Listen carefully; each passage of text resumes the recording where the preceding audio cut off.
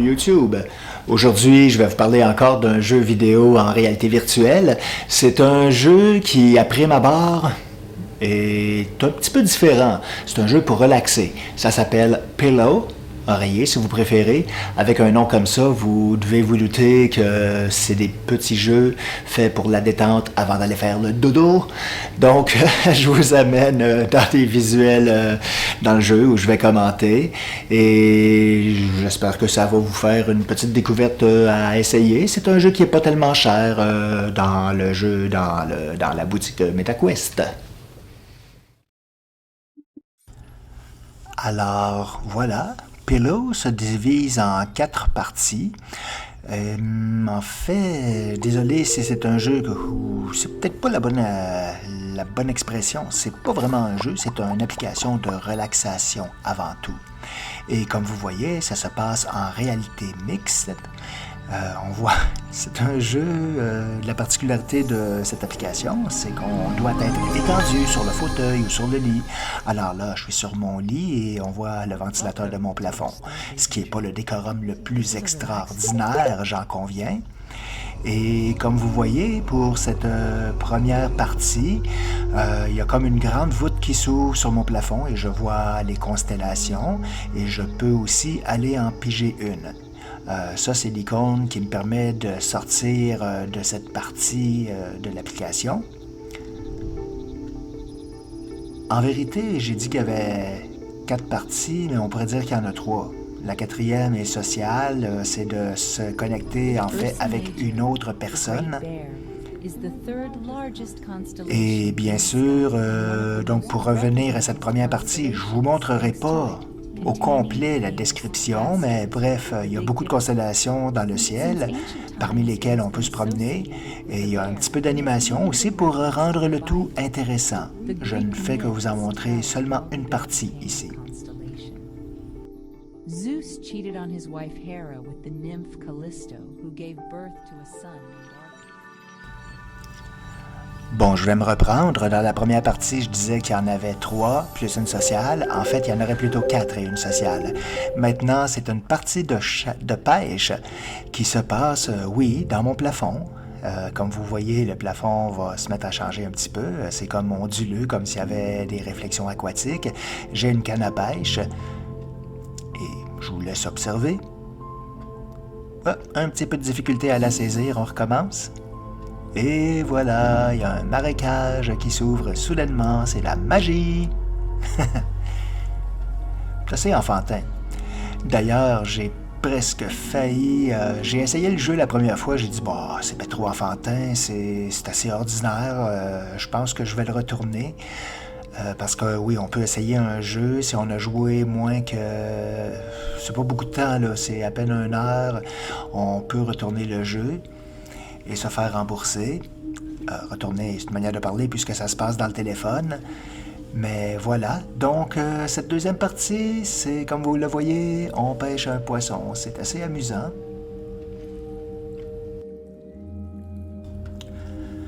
Quand je disais que j'avais le goût d'annuler cet achat, après un deuxième essai, j'ai dit bof, non, finalement on va le garder. C'est parce que par comparaison, j'ai Trip et j'ai une autre application appelée Liminal, qui sont 2 applications de relaxation beaucoup plus finies visuellement. Celui-ci par contre est un petit peu plus original, mais malheureusement, comme je vous disais, plus enfantin. Mais je le garde quand même. Après un deuxième essai, j'étais convaincu parce que la beauté de cette expérience, c'est que chaque fois que vous recommencez, bon, peut-être pas pour les constellations, mais plus loin pour l'histoire et pour la relaxation, le décorum changerait, semble-t-il, à chaque fois.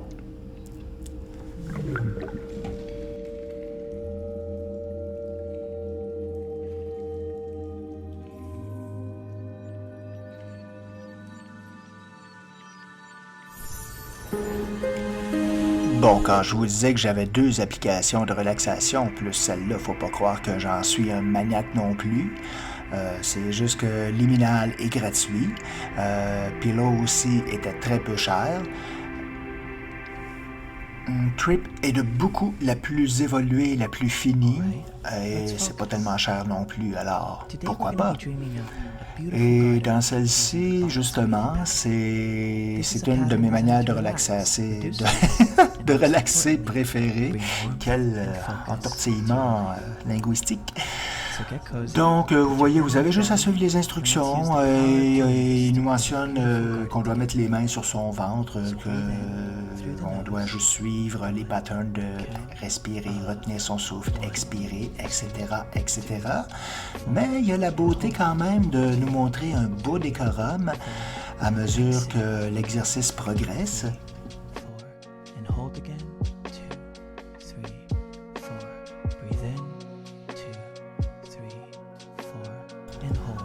Comme ça se passe en anglais et que mes visiteurs sont majoritairement francophones, j'en suis persuadé.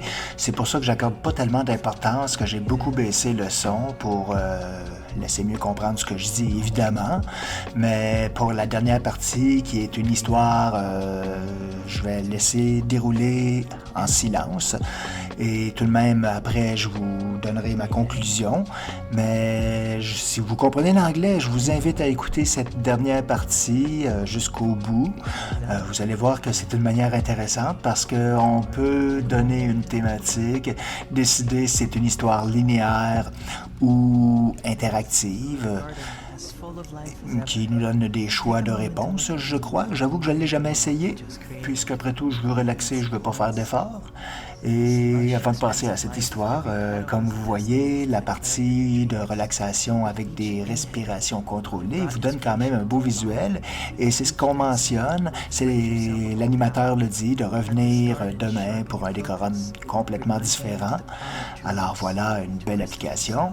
Et maintenant, on va faire suite avec l'histoire dont je vous parlais.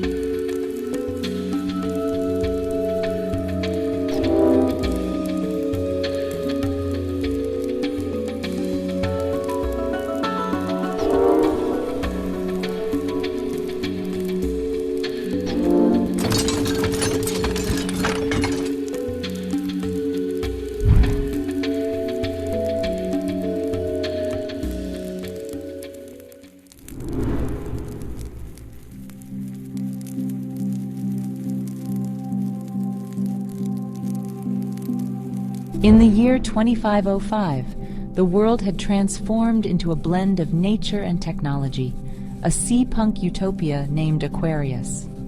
This aquatic paradise, floating atop the endless ocean, was a marvel of turquoise towers and coral structures, with streets bustling with submarines and sea creatures.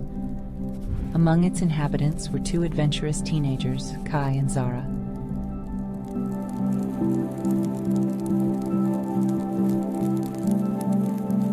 Kai, a tech-savvy boy with a knack for engineering, lived in a home filled with quirky gadgets and gizmos. Zara, his best friend, was a daring girl with a love for marine biology, often seen with her holographic encyclopedia of sea creatures. Together, they explored the depths and wonders of Aquarius. One day, while testing Kai's latest invention, a mini submarine named the Sea Sprite, they stumbled upon a hidden part of Aquarius. Unlike the rest of the city, this area was dark and eerie, with no colorful coral or sea life in sight.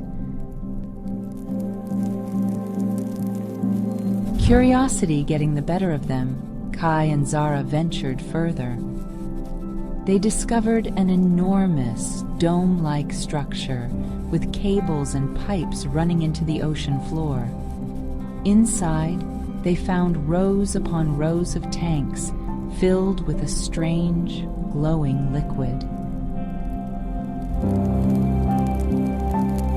Each tank held a different sea creature, seemingly in a hibernation state. As they delved deeper, they uncovered Aquarius's dark secret. For all its utopian facade, the city was powered by this mysterious liquid extracted from the sea creatures in a process that harmed them. Aquarius's entire existence, it seemed, was at the cost of the ocean's life. Shocked and saddened, Kai and Zara knew they had to act. They gathered evidence and returned to the surface, determined to expose the truth to the citizens of Aquarius. However, they were met with disbelief and ridicule. The city's council, led by the enigmatic Mayor Thalassa, dismissed their claims as childish fantasies. Undeterred, Kai and Zara embark on a quest to save the sea creatures and find a new way to power Aquarius. Their journey led them to an ancient library buried deep beneath the ocean. They discovered ancient texts about a lost, sustainable energy source known as the Heart of the Ocean. The Heart of the Ocean was said to be a crystal of immense power, capable of generating energy without harm. Legends spoke of it being hidden in the deepest trench, guarded by the Leviathan, a mythical sea monster. Kai and Zara set out to find the Heart of the Ocean, facing challenges and dangers along the way. They navigated treacherous waters, outsmarted pirate submarines, and even encountered playful dolphin pods. Throughout their journey, their friendship grew deeper, and they realized they shared deeper feelings for each other.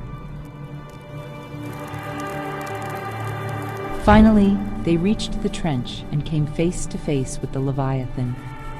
Contrary to legend, the creature was not a monster but a wise guardian of the ocean's secrets. After proving their intentions were pure, the Leviathan granted them the Heart of the Ocean. With the crystal in hand, Kai and Zara returned to Aquarius. This time, their story was heard. The revelation of the Heart of the Ocean sparked a city-wide movement for change. Seeing the error of their ways, the council agreed to replace the harmful process with the sustainable energy of the crystal. Aquarius transformed once more into a true utopia that lived in harmony with the ocean. The sea creatures were freed, and the city flourished with a newfound respect for nature. Kai and Zara became heroes, not just for their bravery, but for their unwavering belief in doing what was right. They continued their adventures, exploring the ocean's mysteries and safeguarding its wonders. In the end, Aquarius stood as a testament to the power of friendship, courage, and the endless possibilities when humanity works in harmony with nature. For Kai and Zara, every new sunrise brought a promise of new adventures, deeper bonds, and a world filled with endless wonders.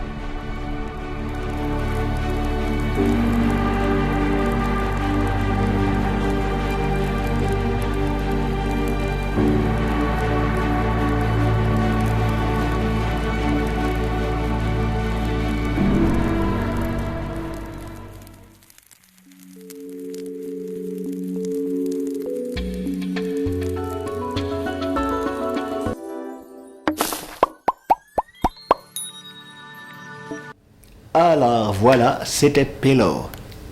J'espère encore une fois que ça vous aura plu. Encore une fois, je vous demande un petit commentaire si ça vous a plu, de me dire ce que vous en pensez, ou sinon un like pour apprécier la vidéo et permettre aux gens d'avoir plus de chances de découvrir mon contenu qui, évidemment, passe sous une tonne d'autres vidéos YouTube peut-être plus développées, plus travaillées, mais c'est ma petite contribution. On se revoit la semaine prochaine. Bye bye!